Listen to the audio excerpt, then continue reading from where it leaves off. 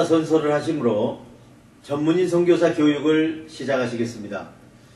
우리는 하나님을 창조주로 예수 그리스도를 구원해주로 성령님을 마음과 생각과 행동을 주관하시는 주로 성삼위일체 주 예수 그리스도로 섬기며 하나님의 영감을 받아 기록된 성경을 하나님의 뜻과 하나님의 말씀으로 믿고 그 계명을 성실하게 지키고 이행하며 자랑스러운 전문인 선교사의 신분으로 살아갈 것을 다짐한다. 우리는 모든 교파와 교회들의 차이를 인정하고 주 예수 그리스도를 섬기는 모든 사람은 그리스도께 쓰임받는 지체로 여기며 영적인 눈으로 마음의 평강을 보고 영적인 귀로 참 생각을 듣고 몸으로 의의 행동을 이루어 하나님께 영광을 돌리며 죽은 자 가운데서 살아나는 진리의 복음을 땅끝까지 전할 것을 다짐한다. 우리는 주님으로부터 부름을 받고 교육을 받은 후 전문인 선교사 사명을 위해서 세상으로 보냄을 받은 사명자로서 각자의 십자가를 스스로 지고 세상에 어렵고 힘들고 소외된 이들을 찾아 전문인 선교를 통하여 일자리를 창출해주고 그들과 함께 세상의 빛과 소금이 되어 모든 민족 앞에 하나님의 대리대사 직무를 수행한다. 여러분 안녕하십니까? 정양훈 목사입니다. 오늘은 마음의 사도행전을 심으라는 주제로 사도행전 4장 강해를 시작하시겠습니다. 성령으로 가득 찬 베드로가 지도자들에게 전도하다. 사도행전 4장 1절로 12절의 말씀입니다. 베드로와 요한이 설교하고 있을 때 대제사장들과 성전 경비대장과 사두개파의 사람들이 그 자리에 나타났습니다. 그들은 베드로와 요한 두 사도가 백성들에게 가르치는 내용 중에서 예수님께서 부활하신 사실과 죽은 자 가운데서 다시 살아나셨다는 말에 격분하여 날이 저물 때 그들을 붙잡아다가 다음 날까지 감옥에다 가두고 있었습니다. 그런데도 설교를 듣고 많은 사람들이 예수님을 믿게 되었고 남자 어르인 수가 5,000명이나 되었습니다. 이튿날 유대의 지도자들과 장로들과 율법학자들이 예루살렘에 모였는데 대제사장 안나스를 비롯해서 가야바와 요한과 알렉산더와 그 밖의 대제사장들의 가문에 속한 사람들이 모두 참석하였습니다. 그들은 베드로와 요한 두 사도를 앞에 세워놓고 당신들이 무슨 권한과 누구의 이름으로 이런 일을 하였소 하고 물었습니다. 그때 성령으로 가득 찬 베드로는 이렇게 대답하였습니다.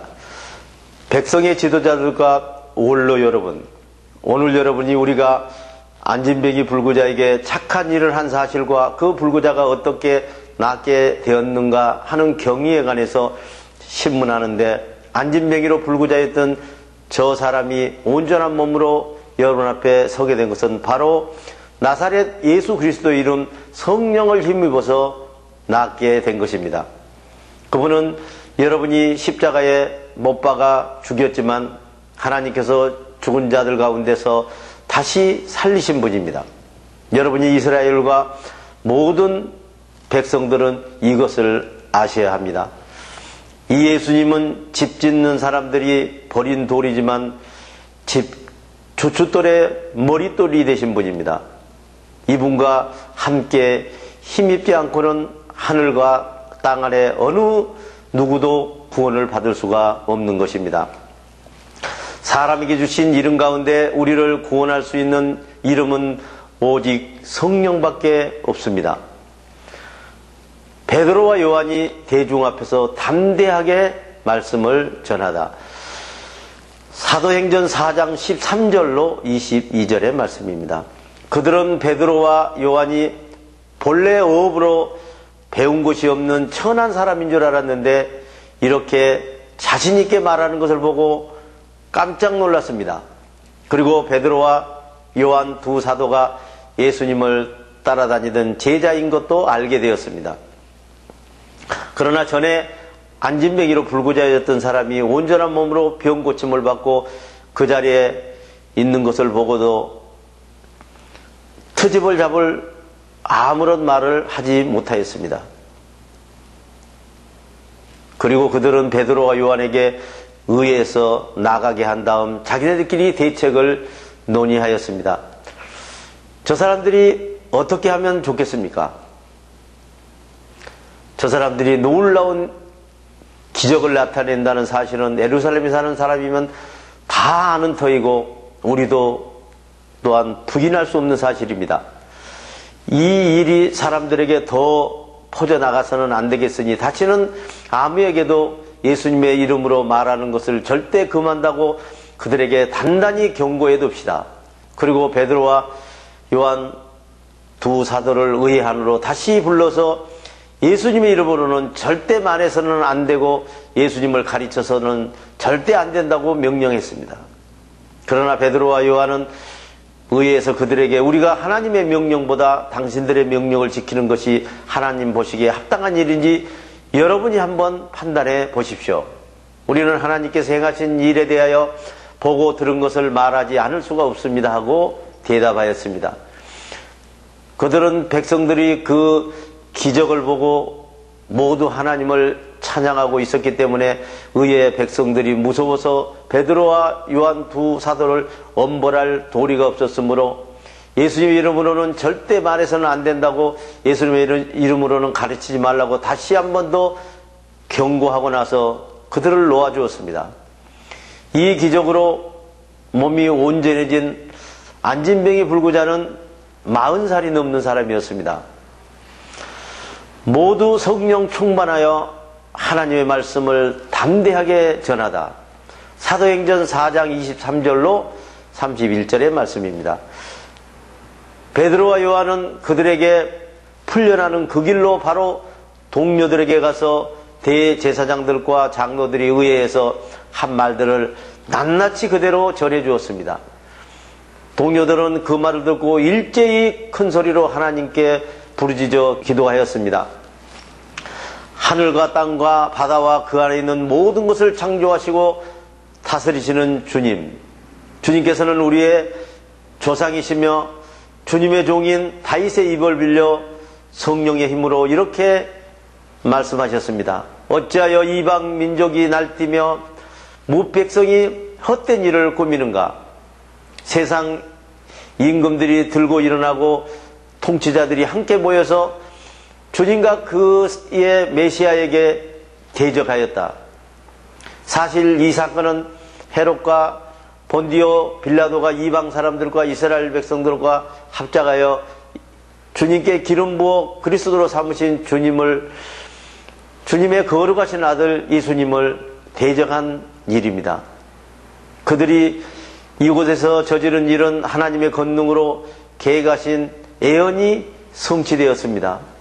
주님, 지금 그들에게 위협을 받고 있는 우리를 살피시고 주님의 종들이 조금도 비굴하지 않고 담대하게 주님의 말씀을 전할 수 있게 하여 주십시오. 그리고 권능의 손을 펴시어 주님의 거룩한 종 예수님의 이름으로 병이 낫고 놀라운 일들이 일어나게 하여 주십시오. 그들이 부르짖는 기도를 다 마치자 모여있던 것이 흔들리고 사람들이 모두 성령으로 가득 차 하나님의 말씀을 담대하게 전하게 되었습니다. 각자의 물건을 서로 통용하다. 사도행전 4장 32절로 37절의 말씀입니다. 많은 사도들이 다 한마음 한뜻이 되어 아무도 자기 소유를 자기 것이라고 하지 않고 자기가 가진 모든 재산을 공동으로 사용하였습니다. 사도들은 큰 능력으로 주 예수 그리스도의 부활을 증언하였고 사람들이 모두 큰 축복을 받았습니다. 그 가운데는 가난한 사람이 한 사람도 없었습니다. 땅이나 집을 가진 사람은 그것을 팔아서 그 판 돈을 가져다가 사도들 앞에 놓고 사도들은 각 사람의 필요에 따라 나누어 주었습니다. 키프로스 태생으로 네이 사람이요 사도들에게 바나바라고 부르기도 하고 이로의 아들이라는 뜻의 별명을 가진 요셉이 자기가 가지고 있던 밭을 팔아서 그 돈을 가져다가 사도들 앞에 놓았습니다. 대단히 수고하셨습니다. 주기도문을 하심으로 오늘 강의를 마치겠습니다. 하늘에 계신 우리 아버지여, 아버지 이름을 거룩하게 하시며 아버지의 나라가 오게 하시며 아버지의 뜻이 하늘에서와 같이 땅에서도 이루어지게 하소서. 오늘 우리에게 일용할 양식을 주시고 우리가 우리에게 잘못한 사람을 용서해 준 것 같이 우리 죄를 용서하여 주시고 우리를 시험에 빠지지 않게 하시고 악에서 구하소서. 나라와 권능과 영광이 영원히 아버지의 것입니다. 아멘.